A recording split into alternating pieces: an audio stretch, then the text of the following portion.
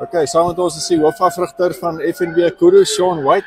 So Sean, julle is in die semifinaal. So een wedstryd weg van eerste finaal vir julle klub. Ja. So hoe voel jy oor julle seisoen wat julle gehad het en vandag se wedstryd? Ja, ons het 'n baie goeie seisoen beleef. Alles boks is gepiek behalwe een. Maar ons is reg vir vandag. Wat nou ons vierde semis het. Eerste en tweede span albei 4 aan 'n ry top 3 geëindig het. So ons doen ietsie reg. Dat is die laaste stap wat ons moet vat. Ja, so Grootfontein is dan ook nie 'n onbekende faktor vir julle nie. Wat verwag julle van hulle kant af vandag? Kyk, ons weet waarvoor ons wag. 'n Fisiese span, voorspeler, goeie set pieces. So ons het hard hierdie hele week gewerk om hulle set pieces te stop, hulle momentum te stop. Want sodra hulle momentum kry, is dit baie moeilik om om mee te deel.